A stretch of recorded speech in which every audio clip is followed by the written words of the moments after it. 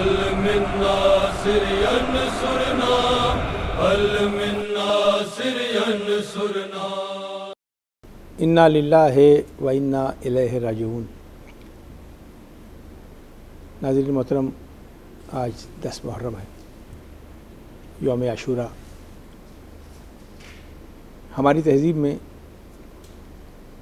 آج کا دن شہادت عظمیٰ کا دن، وہ جو ریگزار کربلا پہ ایک قافلہ لے کر نواسۂ رسول حضرت امام حسین علیہ السلام آئے تھے، وہ سب کربلا کی ریت پر بکھر گئے. حسین دنیا سے رخصت ہوئے، شہادت کی ان منزلوں پر جسے شہادت عظمیٰ کہتے ہیں. آج ہم اس شہادت کے حوالے سے اپنے اس پروگرام نوائے کربلا میں ذکر کریں گے، اور پہلی محرم سے لے کر حل من ناصرین ینصرنا کی صدا کی گونج آج 10ویں محرم میں داخل ہو گئی. اس کے پیچھے غم کی کیا شدت ہے، کیسے آج کا دن منایا جاتا ہے. ہمارے دو بہت نامور مہمان قبلہ علامہ ظہیر عابدی اور شاعر اہل بیت جناب ارتضیٰ جونپوری صاحب. یہ وہ لوگ ہیں جو تہذیب ازاں سے واقف ہیں، جن کے قلم سے اور جن کی خطابت سے آپ تک ازاں کی تہذیب پہنچتی. قبلہ میں چاہوں گا کہ پہلے آج کے دن کے حوالے سے اب تک کی تاریخ اور تہذیب کیا ہے، اور عاشورہ کو عاشورہ کیوں کہتے ہیں، اور اس کا کیا تعلق ہے کربلا کے تمام واقعات سے. بسم اللہ الرحمن الرحیم. کربلا کی قربانی اب کسی تعارف کی محتاج نہیں ہے. یہ مذہب کی حدود سے نکل کر انسانیت کی حدوں میں اب اس کا پیغام، اس کا اثر پہنچ چکا ہے. آپ نے فرمایا کہ عاشورہ اصل میں عشرہ کہتے ہیں 10 کو، اور چونکہ یہ 10ویں محرم کو شہادت امام عالی مقام کی ہوئی ہے، اس نسبت سے اس کو عاشورہ کہا جاتا ہے. یہ کربلا کی قربانی میں 2-3 چیزیں میں آپ کی خدمت میں عرض کروں گا. انفرادیت اس کی دنیا کی کسی لڑائی میں، کسی جنگ میں، کوئی بھی ہو، حتیٰ کہ آپ بدر کو بھی لے لیں، وہاں پر بھی 100% شہادت نہیں کا یقین نہیں تھا. بدر میں بھی تھا کہ رسول کہہ رہے تھے کہ ہمیں فتح ہوگی، ہم بچیں گے. ایک کم تعداد میں ہونے کے باوجود امکان بقا کا تھا. یہ کربلا وہ واحد واقعہ ہے جس میں امام علی مقام کے ساتھیوں کو اور امام کو یہ یقین تھا کہ اس میں بچے گا کوئی نہیں. شہادت یقینی ہے، جو رہے گا وہ بچے گا نہیں. تو یہ ایک بڑا حوصلے کی بڑی بات ہے کہ آپ کو یہ معلوم ہو کہ آپ کو شہادت ملنی ہے اور آپ وہاں کھڑے رہیں. پہلے سے خبر ہو کہ آپ نے شہادت پانی ہے، اور 1% بھی آپ کے پاس چانس بچنے والا نہیں ہے، خاص طور سے 9 محرم کے بعد. اس میں 2-3 شخصیات اور 2-3 چیزیں اور اس کی میں وضاحت کروں گا. ایک تو میں نے اجتماعی طور پہ آپ کو بتا دیا کہ سب کو یہ معلوم تھا کہ ہمیں شہادت پانی ہے، لیکن اس سے بڑھ کر 2-3 چیزیں ہیں جو اکثر بیان نہیں کی جاتی، کم بیان کی جاتی ہیں. وہب قلبی ہیں عیسائی، ماں بیٹا اور بہو، شادی ہوئی ہے، جا رہے ہیں. شادی کو کوئی ہفتہ مہینہ نہیں ہوا، شادی بیاہ کے لے کے جا بارات لے کے جا رہے ہیں.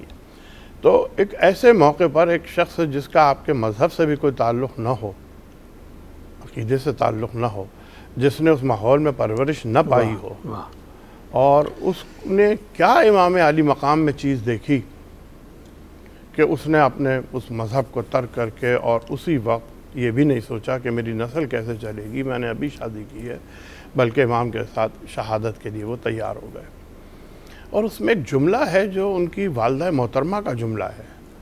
میں کہتا ہوں کہ خدا بلندیوں کا وہ مقام عطا فرمائے ان کو، کہ ان کی عظمتوں کو سلام ہے، کہ ایک عورت اپنے ایک اکلوتے بیٹے کے لیے یہ جملہ کہہ سکتی ہے. اکلوتا بیٹا، ابھی شادی ہوئی ہے، نسل ختم ہو رہی ہے. جب پہلی حملے سے واپس آئے ہیں وہب قلبی، تو بیوی نے روک لا، بیوی سے ملنے ملاقات. تو بیوی کہنے لگی کہ ایسا نہ ہو کہ تم روز محشر مجھے بھول جاؤ. آیا یہ باتیں ہونے لگی دونوں. جب یہ باتیں ہونے لگیں تو جو جملہ کہا ہے وہب کی ماں نے وہ یہ کہ وہب جلدی کرو میدان قتل گاہ میں، جب تک تم شہید نہیں ہوگے میں تمہیں دودھ نہیں بخشوں گی. اور سنو، اب جملہ سنیے گا، بیوی کی باتوں میں نہ آنا، مجھے پتہ ہے عورتیں کس طرح سے ہائے ہائے ہائے اسراف حسلا لیتی ہیں یا بہلا لیتی ہیں یا گمراہ کر دیتی ہیں اور اپنی باتوں میں لے آتی ہیں. قبلہ یہ اس شخصیت کی آپ بات کر رہے ہیں جو ابھی دائرہ اسلام میں داخل ابھی آئی ہے دائرہ اسلام، ابھی آئی ہے، ایک لمحے کی پہلے. واہ واہ واہ. روز عاشور ہی، بعض روایت زیادہ تر روایتیں ہیں روز عاشور ہی آئی ہے. تو ایسی شہادت، ایسی تمنا. اچھا اس میں ایک چیز اور بھی ہے جو کم بیان کی جاتی ہے. روز عاشور آ گئی، روز عاشور تک تو چلیے کوئی امکان لوگوں کو ہوگا کہ امام حسین جیت جائیں گے، نواسے ہیں، یا صلح ہو جائے گی، یا ایک امکان چلی. روز عاشور اب کوئی امکان نہیں رہا، جنگ شروع ہو گئی ہے. اس جنگ کے شروع ہونے کے بعد 37 آدمی یزید کے لشکر سے نکل کر امام حسین کے لشکر میں آئے جان دینے کے لیے. وہ کون سی اٹریکشن تھی امام علی؟ جناب حر کے علاوہ حر کے علاوہ موجود ہے، وہ حر کے علاوہ وہ 3 الگ ہیں. 37 افراد وہاں سے 37 افراد. یہ بیان نہیں کیا جاتا بھوک و پیاس کے عالم میں کہ بھوک کو، وہ تو پیاس نہیں تھے، اس طرف بھوک و پیاس ہے، ادھر اس طرف پیاس سارے ہے. یعنی پانی چھوڑ کے پیاس کی طرف آ رہے ہیں، زندگی چھوڑ کے موت کی طرف آ رہے ہیں، یعنی دنیا چھوڑ کے وہ آخرت کی طرف آ رہے ہیں. تو کیا اٹریکشن تھی جس چیز نے اس یقین کے عالم میں کہ اب شہادت ہے. یعنی اب جو آ رہے ہیں تو یہاں 1% 0.01% بھی امید نہیں ہے کہ صلح ہو جائے گی اور جب آپ بچ جائیں گے اور حکومت مل جائے گی، اور یہ ایسا کوئی تصور نہیں. اب تو یقین ہے آدھے مر گئے، اب آدھے شہادت پا گئے، تو جنگ شروع ہو چکی. لیکن وہ لوگ وہاں سے نکل کر یہاں آ رہے ہیں اور یہاں آ کے جام شہادت نوش کر رہے ہیں. قبلہ میں آپ کی طرف آتا ہوں. میں ایک بات بہت الجھن کا شکار ہے، میرے بہت سے سننے والے بھی ہیں. جب حضرت حمزہ کا لقب ہے سید الشہداء اور پھر امام حسین کو بھی سید الشہداء کہتے ہیں، تو ان دونوں سید الشہداء میں فرق کیا ہے؟ اچھا دیکھیے، سیدۃ النساء مریم کا بھی لقب ہے، جناب سیدہ کا بھی ہے. فرق کیا ہے؟ وہ اپنے زمانے کی ہیں، یہ ہر زمانے کی ہیں. مجھے میرے سوال کے ناظرین محترم، اس سے بہتر جواب کسی اہل علم سے آپ توقع بھی نہ کیجیے گا. مکمل جواب ہے اس ایک جملے کے اندر. میں قبلہ کی طرف واپس آؤں گا. ارتضیٰ جونپوری صاحب ایک دیرینہ تہذیبی روایت سے وابستہ ہیں، شاعر ہیں، دل حساس رکھتے ہیں، لفظوں کے تقدس کو سمجھتے ہیں.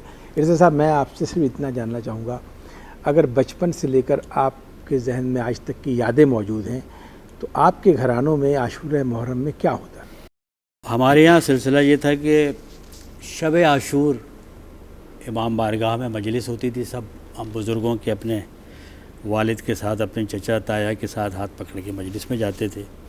رات بھر جو ہے ہم جاگتے تھے، اور پھر صبح جو ہے ہمارے یہاں جو ہے وہ جلوس مجلس ہوتی تھی اور اس کے بعد جلوس نکلتا رات تھا. کو گشت بھی ہوتے تھے رضا خانوں کا؟ تمام رضا خانوں کی گشت اس کو کرتے گشت تھے. کہتے ہیں. ہاں، رضا خانوں میں جاتے تھے، گشت کرتے تھے، اور اس کے بعد جو ہے واپس امام بارگاہ آتے تھے صبح کے وقت، یعنی فجر سے پہلے. اس کے بعد نماز فجر کے بعد مجلس ہوتی تھی. علم اس اور مجلس تابوت، کو کیا کہتے تھے؟ اذان علی اکبر کی مجلس، اذان علی اکبر، جو آج تک ہے، آج تک جاری ہے وہ. اس کے بعد جو ہے وہ جلوس اور تابوت برآمد ہوتا تھا سرکار امام حسین علیہ السلام کا، جناب ابوالفضل العباس علمدار علیہ السلام کا. اس کے بعد مجلس ہوتی تھی. پھر مجلس ختم ہونے کے بعد اعمال عاشورہ کرتے تھے، اور اعمال عاشورہ کے بعد جو ہے وہ گھر پہ آ جاتے تھے، اور اس کے بعد مرکزی جلوس میں چلے جاتے تھے. وہاں سے آنے کے بعد پھر گھر پہ فاقہ شکنی ہوتی تھی. فاقہ شکنی کی تھوڑی سی وضاحت کیجیے گا. فاقہ شکنی کا کیا مطلب ہے؟ روزہ کیوں نہیں رکھتے؟ اس دن روزہ مکروہ کہا گیا ہے. جی میں قبلہ کی طرف آؤں، لیکن آپ کی تہذیب میں یہ فاقہ ہے. فاقہ عصر عاشور پر توڑ دیا جاتا ہے. اور اس میں جو غذا بنائی جاتی تھی وہ کیا ہوتی تھی؟ اس میں غذا جو ہے عام طور پہ جو لوگ یعنی حلیم ہوتا ہے یا کھچڑی ہوتی ہے. بہت نہیں، میں آپ کی تہذیب کی بات کر رہا ہوں، آج کی بات نہیں کر رہا ہوں. اچھا، ہمارے یہاں جو سادہ ترین غذا ہوتی تھی اس میں جو ہے سادہ ترین غذا کے اندر کھچڑی، یعنی ملکہ مسور کی کھچڑی ہوتی تھی، اور مونگ کی دال کی کھچڑی ہمارے یہاں بنتی تھی، تو وہ ہم لوگ کھاتے تھے. اور عام طور پہ دوسرے گھرانوں کے اندر جو روٹی اور دال ہوتی تھی، روٹی محلی گریے کی کیا کیفیت سارا دن رہتی تھی؟ فاقہ شکنی تک وہی کیفیت ہوتی جو صبح کے وقت سے گریہ تاری تھا؟ جی بالکل بھائی، گریے کی وہی ہوتی تھی. اس کے بعد فاقہ شکنی کے بعد پھر جو ہے وہ مغرب کی اذان ہو جاتی تھی، اور مغرب کی اذان کے بعد جو ہے وہ شام غریبہ کی مجلس برپا ہوتی تھی. اس کے بعد جو ہے وہ زنجیر کا ماتم، قمع کا ماتم ہوتا تھا. میں ابھی آپ کی طرف آتا ہوں. قبلہ آپ کا منصب ہے، میں نے سوال دانستہ پوچھا ہے کہ روزہ کیوں نہیں رکھتے، فاقہ شکنی کیوں کرتے ہیں؟ دیکھیے، یہ جو معصومین سے روایات ہمارے پاس موجود ہیں، اسلام سے قبل روزہ رکھا جاتا تھا عاشور کو. یہ واقعہ کربلا میں کے بعد منت مانی گئی تھی روزہ رکھنے کی دوسری سب سے قاتلین کی طرف سے، اور کہ اگر یہ ہم کامیاب ہو گئے تو ہم روزہ رکھیں گے. چونکہ ایک غلط عمل کی بنیاد رکھی گئی، عمل صحیح، روزہ صحیح ہے، لیکن غلط اس کی بنیاد غلط تھی کہ جی اس کی توضیح غلط تھی کہ چونکہ امام حسین کو اگر قتل کر دیا اور فاتح ہو گئے تو اس کے شکرانے کے طور پر ہم روزہ رکھیں گے. تو اسلام نے ہمیشہ کفر اور غلط کی مماثلت سے آپ کو دور رکھنے کو کہا ہے. اس لیے معصومین نے فرمایا کہ روزہ عاشور جو ہے وہ روزہ نہیں رکھو، فاقہ رکھو، یعنی عصر کے بعد تک آپ کچھ کھائیں پئیں نہیں امام کی یاد میں. اس لیے ہمارے یہاں روزہ نہیں رکھا جاتا، اس لیے اس کو فاقہ شکنی کہتے ہیں. اس لیے اس کو فاقہ عصر عاشور پر ہاں، شکنی تو جب اس کو کھولا جائے گا وہ فاقہ شکنی ہو جائے گی، سارا دن فاقہ ہوتا ہے. سارا دن اچھا، فاقہ. اس میں تھوڑی سی میں اور چاہوں گا سر قبلہ وضاحت کہ اس دوران ممنوع تو کوئی چیز نہیں، کوئی شریعت کا حکم تو ایسا نہیں ہے، تو کیا کن کن چیزوں سے اجتناب کیا جائے ممکن حد تک؟ یعنی گلے کو زیادہ تر نہ کیا جائے یا مشروبات اتنے استعمال نہ کیا جائے، کوئی ایسی صورت ہے اس تہذیب میں؟ دیکھیے، یہ میں آپ کو عرض کر دوں، ایک چیز اخلاقیات ہوتی ہے، ایک چیز شریعت ہوتی ہے. ادب، آداب، اخلاقیات کے اپنے تقاضے ہوتے ہیں. وہاں لازم نہیں ہے کہ شریعت کا کوئی حکم ہو. مثلا یہ کہ اگر میرے باپ کا انتقال ہوا تو مجھ سے شریعت نے نہیں کہا کہ جی آپ روئیں یا آپ یا پوچھ کے نہیں روتے یا دنیا سے جو ہے وہ ہو جائے، بلکہ مجھ پہ وہ کیفیت طاری ہوئی کہ میں نے ساری چیزوں کو ترک کر دیا، ہر اس چیز کو اپنے والد کے انتقال اور سوئن تک کہ جس کو جو راحت کا سبب بنتی تھی. بہت اچھا کھانا، بہت اچھا پینا، بہت اچھا پہننا، ہنسی مذاق. تو میرا باپ تو بہت چھوٹی چیز ہے امام حسین کے آگے. بس صرف ایک تصور یہ کیا جائے کہ نبی کے نواسے سیدہ فاطمہ کا وہ بیٹا جسے چکیاں پیس پیس کے پالا تھا، اس کا گھر اجڑا ہے. اگر اس کا گھر اجڑا ہے اور وہ غم مجھ پہ طاری ہے، تو میں ہنسوں گا نہیں، میں بولوں گا نہیں، میں گانے نہیں گاؤں گا، میں اچھے کھانے نہیں کھاؤں گا. جیسے کہ ابھی ہمارے ارتضیٰ بھائی بیان کر رہے تھے، اس زمانے میں یہی ہوتا تھا کہ فاقہ شکنی میں انتہائی سادہ کھانا ہوتا تھا، انتہائی سادہ. اس زمانے کا سادہ ترین غذا جو ہے وہ فاقہ شکنی کی ہوا کرتی تھی. جیسے کھچڑی ہے ہر تہذیب کے مطابق، جیسے ہمارے یہاں وہ کہلاتا ہے ایک لفظ بتی، وہ بھی دہی اور چاول ملا کے وہ بنتی ہے، وہ ہے سادہ چاول، مسور کی دال کی، جیسے انہوں نے کہا مونگ کی دال کی کھچڑی کا، یہ سادہ چاول، گوشت ووش نہیں ہے نہیں. تو جب آپ اگر اس کیفیت کو اور اس ماحول کا ذرا تصور کریں کہ سیدہ کائنات کا گھر اجڑ گیا، علی اکبر جیسا بیٹا چلا گیا، علی اصغر جیسا بیٹا حسین کا چلا گیا، عباس کے شانے کٹ گئے، یہ آپ ذرا تصور کریں اپنے اوپر کو کہ یہ پکنک پوائنٹ نہیں ہے، یہ اوکیزن نہیں ہے، یہ فیسٹیول نہیں ہے. وہ جو ہمارا شافع ہے، وہ جو ہمارا امام ہے، وہ جو ہمارا مربی ہے، وہ جو وجہ ہماری خلقت کی وجہ ہے، وہ جو ہماری شفاعت کی وجہ ہے، وہ جو ہماری ہدایت کی وجہ ہے، وہ جو ہمیں قرب الہی اور معرفت الہی تک لے جانے والا ہے، اس کا گھر اجڑا ہوا ہے، اس کے لاشیں پڑے ہوئے ہیں، اور ہم جو ہے وہ قہقہ لگائیں یا ہم اچھے کھانے کھائیں، ہم جو ہے وہ تکے بوٹیاں اور جناب ان سے جو کریں. تو بات صرف اتنی سی ہے کہ آپ اس غم کو کتنا سمجھتے ہیں، کتنا محسوس کرتے ہیں. اور محسوس آپ جب کریں گے جب آپ حسین کی معرفت رکھیں گے. اگر آپ نے حسین کو ایسا سمجھا کہ بھی جی آج کہ یہ بھی حسین ہے، وہ بھی حسین ہے، وہ بھی حسین ہے، ٹھیک ہے، جو ذرا سا اس مرحلے پہ آ گیا، جس نے قربانی دے دی، لاکھ جنگیں ہو جائیں، لاکھوں آدمی مر جائیں، حسین ایک ہی ہے، کربلا ایک ہی ہے. یہ جو نوحہ لکھا گیا یا آج تک پڑھا جاتا ہے اس میں 10 محرم کو کوئی فضائل کے شعر نہیں ہوتے، سب مصائب پڑھے جاتے ہیں، یہ آج تک میرا خیال یہی حساب ہے۔ تو چونکہ آپ اس شعبے سے واقف ہیں تو ذرا تھوڑا سا مجھے پرانے 50-60 سال سے لے کر یہاں تک کا ایک سفر بتائیے گا کہ عاشورہ محرم کے دن نوحہ خوانی کی کیا کیفیت ہوتی ہے، کون سے نوحے پڑھے جاتے ہیں؟ عاشورہ محرم پہ جو نوحے پرانے زمانے میں پڑھے جاتے تھے اسی طرح آج بھی پڑھا جاتا ہے، لیکن اس کا طریقہ تھوڑا سا بدل گیا ہے۔ پہلے جو ہے وہ نوحہ جو ہے جناب علی اکبر علیہ السلام کی شہادت کا، جناب عباس کی شہادت کا، امام حسین علیہ السلام کی شہادت کا، یہ تمام نوحے پڑھے جاتے تھے۔ اور یہ نوحہ جو ہے یہ تو حضرت نوح کے زمانے سے پڑھا جا رہا ہے اور آج تک وہ نوح سے ہی نکلا ہے، انہوں نے اتنا زیادہ نائیہ کا بھی تعلق ہاں۔ اسی سے۔ بہت شکریہ جناب ارتضیٰ صاحب۔ میں اب قبلہ کی خدمت میں ایک سوال کروں گا اور میں اس غم میں شریک ہو جاؤں گا۔ میں چاہوں گا قبلہ کہ معصومین سے روایت ہے کہ جب بھی کہا گیا، خواہش کی گئی تو کہا کہ رخصت امام پڑھو، یعنی کوئی ایسے مصائب کی کیفیت ہے۔ میں چاہوں گا تھوڑا سا منظر کشی کرتے ہوئے شہادت عظمیٰ تک آپ بیان فرما دیں، ہم اشک اعزاء کے ساتھ آپ کے ساتھ شریک ہو جائیں گے۔ بڑا عجیب منظر ہے، میں میرے زبان ساتھ نہیں دیتی اس منظر کو بیان کرنے کے لیے۔ کیا کیفیت ہوگی اس وقت ان عورتوں پر، ان بچوں پر اور خود امام علی مقام پر، کہ جب امام علی مقام نے آخری رخصت کے لیے اپنی خیمے میں آئے علی اصغر کی شہادت کے بعد۔ پہلے تو آپ نے حلم ناصر کا استغاثہ بلند کیا تھا جس پہ علی اصغر نے اپنے آپ کو پیش کیا۔ اس کی شہادت کے بعد آپ نے آئے اور آپ نے کہا السلام علیکن یا زینب و کلثوم، زینب و کلثوم تم پہ میرا سلام، یا رقیہ تم پہ میرا سلام، یا سکینہ تم پہ میرا سلام۔ بیویوں کے نام لے کے آپ نے انہیں سلام پیش کیا۔ آئے خیمے کے پاس تو بہن آ گئی چاہنے والی، اور چاہنے والی بہن نے بھائی کو دیکھا، شہزادی سمجھ گئیں کہ اب یہ میرے بھائی کی آخری رخصت ہے۔ کہا کہ زینب اب ہم جا رہے ہیں، ہمیں اجازت دو۔ کہا بھیا میں آپ کو روکوں گی نہیں، لیکن اتنی درخواست ہے۔ یہ میں 2 رویا خواتین کو کھڑا کیا بی بی نے اور کہا کہ اس 2 رویا خطار سے آپ گزر جائیں۔ کیفیت یہ ہے، ذرا سا تصور کریں کہ ہم جب بھی کسی مشکل میں گھرتے ہیں تو ہم اپنے خانوادے کو، اپنی اولاد، بچوں، چھوٹوں کو یہ تسلی دیتے ہیں کہ ٹھہر انشاءاللہ ابھی بہتر ہو جائے گا، آگے حالات ٹھیک ہو جائیں گے۔ بہتر کسی بھی سے باپ مر گیا تو بڑا بھائی کہتا ہے میں ہوں نا۔ یہاں امام حسین کیا کہہ کے تسلی دے؟ آخری امید، جو آخری امید ہے وہ بھی جا رہا ہے، اور پھر اس کے بعد یہ نہیں کہہ سکتے کہ میرے جانے کے بعد تم محفوظ رہو گے، تم ٹھیک رہو گے، تمہارے پر کوئی ظلم نہیں ہوگا، تمہیں کوئی مشکلات نہیں آئیں گی، تمہاری پریشانی، یہ بھی نہیں کہہ سکتے۔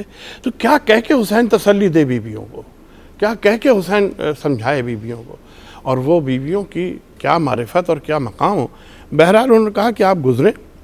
تو جب گزرے ہیں امام حسین تو بیویوں نے امام حسین کے ابا کے دامن کو پکڑ لیا اور واہ محمدہ اور واہ علیہ کی صدائیں بلند ہوئی۔ راوی یہ کہتا ہے 3 ایسے موقع تھے کہ جب خیمے سے رخصت ہو رہے تھے کہ ایسا لگتا تھا جیسے کسی بھرے گھر سے کسی جوان کا جنازہ نکل رہا۔ ایک جب علی اکبر رخصت ہو رہے تھے، ایک جب حضرت عباس رخصت ہو رہے تھے، اور تیسرے جب امام حسین رخصت ہو رہے تھے۔ تو راوی لکھتا ہے کہ خیمے ایسے ایسے ہل رہا تھا، خیمہ جس خیمے سے رخصت ہو، یعنی بیویاں کھینچ رہے تھے امام حسین کو۔ باہر آئے امام حسین اور فضہ کو بلایا اور فضہ سے کہا فضہ وہ جو خیمے میں پیچھے صندوق ہے اس میں ایک کرتا ہے جو میری ماں نے میرے لیے سیا تھا، وہ کرتا مجھے لا دیجئے، لیکن میری بہن کو خبر نہ ہونے پائے، کیونکہ زینب کو پتہ ہے کہ یہ میرا آخری لباس ہے۔ جناب فضہ گئیں اور وہ لیا انہوں نے، اور کرتا لے کے جب وہ چلی ہیں تو ظاہر ہے خیمہ ہے، کوئی بہت وہ تو نہیں ہے، 4-5 کمروں کا گھر تو نہیں ہے۔ شہزادی کی نگاہ پڑی، کہا کہ اماں فضہ یہ کیا لے کے جا رہی؟ تو فضہ نے چاہا کہ میں جلدی سے نکل جاؤں اور نہ بتاؤں شہزادی کو۔ کہا اماں فضہ آپ کو میرے حق کی قسم رک جائیں، یہ کیا ہے؟ اب جو دیکھا تو وہ کرتا تھا جو جناب فاطمہ نے اپنے ہاتھوں سے امام حسین کے لیے سیا تھا۔ بس وہ سینے سے لگایا، بی بی نے روئیں، اور رونے کے بعد بھائی کو وہ کرتا پہنایا۔ جب وہ کرتا پہنا چکی تو کہنے لگی بھیا مجھے اماں کی ایک وصیت پوری کرنے دو۔ اب یہ منزلتیں، یہ مقام، یہ مرتبے، صبر کا یہ کمال، معرفت کی حدیں سوائے آل محمد کے گھرانے کے آپ کو کہیں نہیں ملے گا۔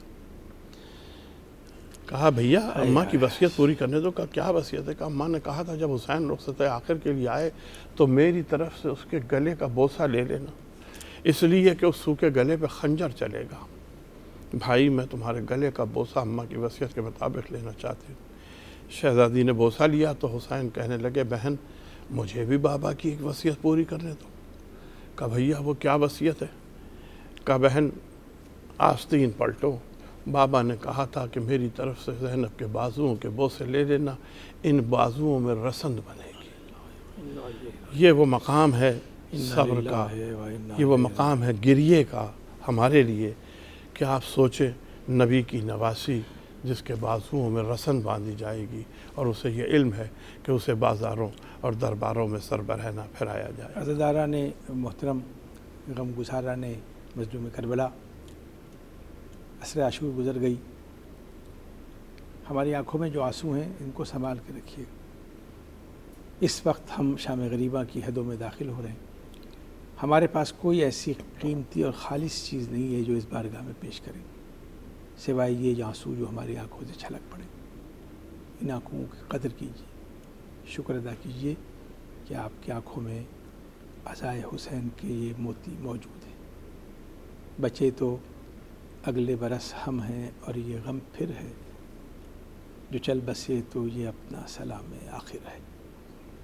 جن کا جھولا فرشتے جھولاتے رہے، لوریاں دے کے نوری سلاتے رہے، جن پہ صفاق خنجر چلاتے رہے، جن کو کاندھوں پہ آقا بٹھاتے رہے، اس حسین ابن حیدر پہ لاکھوں سلام۔ السلام یا حسین، السلام یا حسین۔